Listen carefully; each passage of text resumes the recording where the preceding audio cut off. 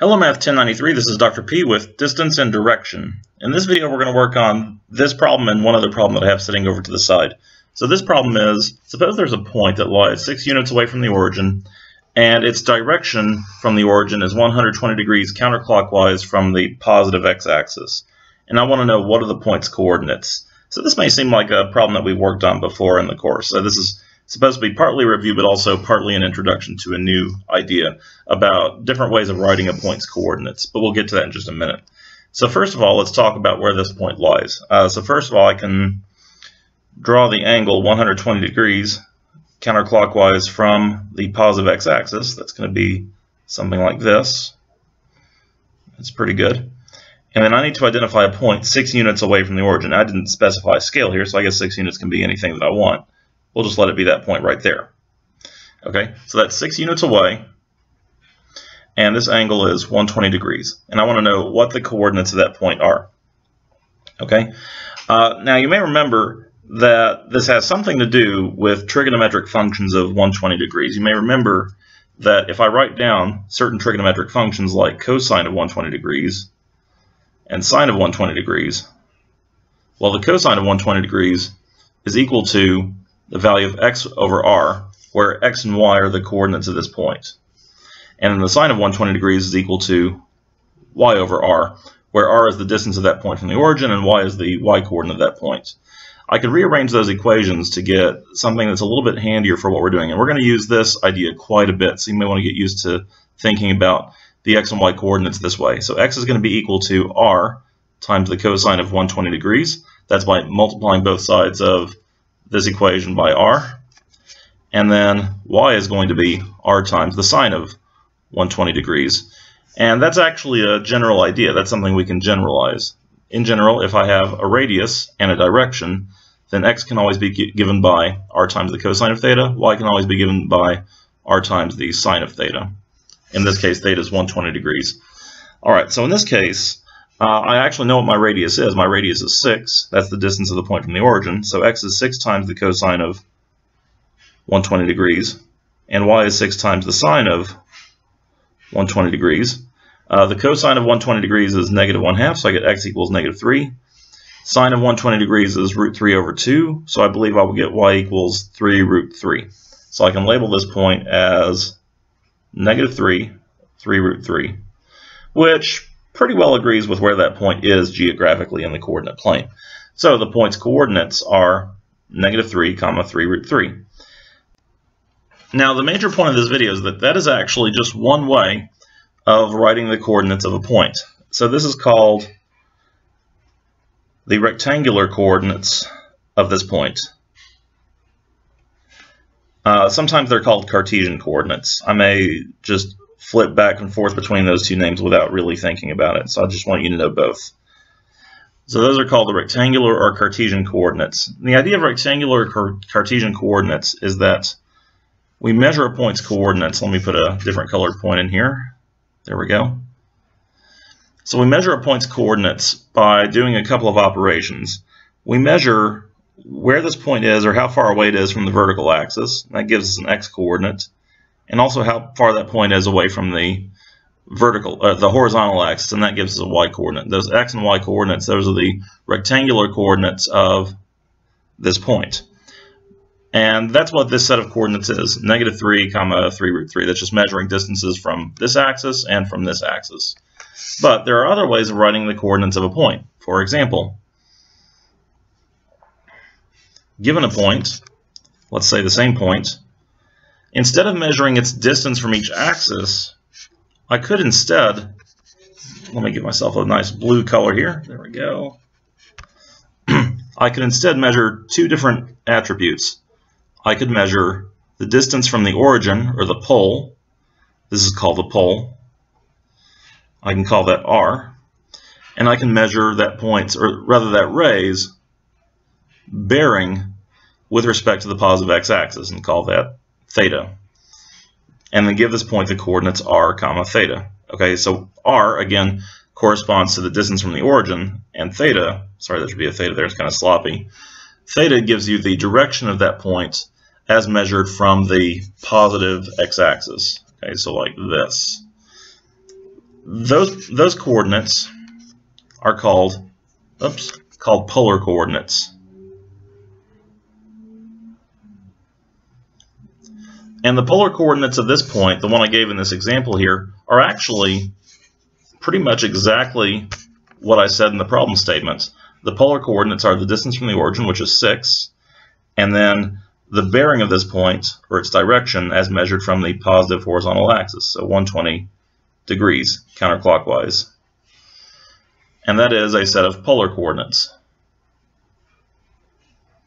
Okay, so in some situations, it's very easy to write down what the polar coordinates of something will be, and then getting the rectangular coordinates is a matter of doing this operation here, where I figure out the x and y coordinates using trig. Okay, that's this example. Now, I want to do another example where we're given a point, and we're given the rectangular coordinates of that point. These were meant to be the rectangular coordinates. And I want to find the polar coordinates of this point.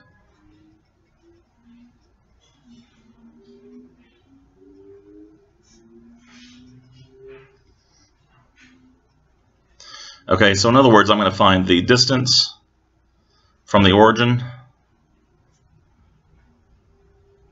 and the direction as measured from the positive x-axis.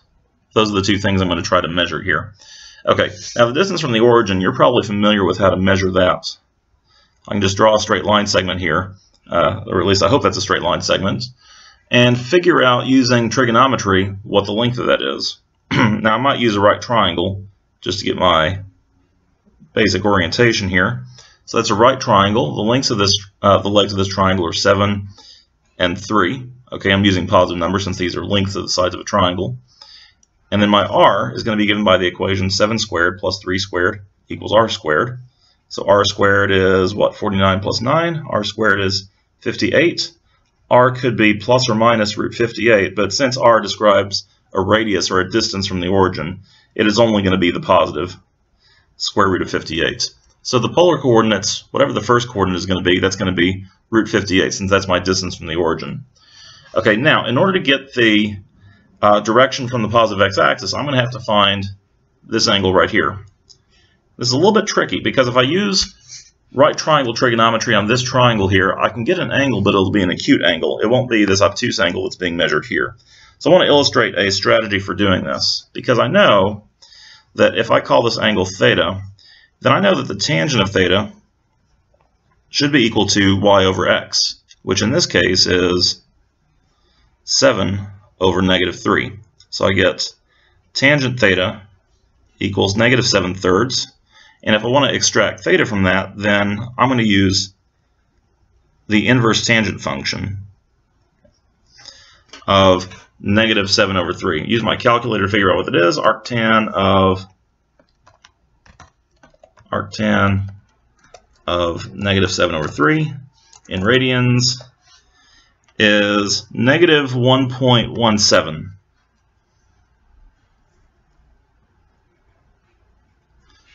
Wait a minute.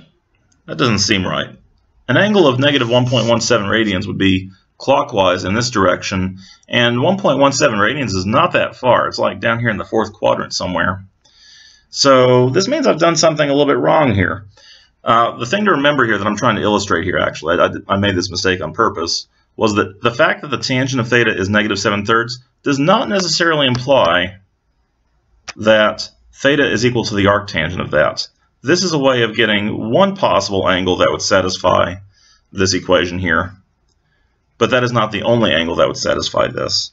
Okay, so actually I struck that through with a little circle with a slash through it, but this actually can be kind of a useful tool, because what that tells us is that an angle of negative 1.17 radians will have the correct tangent.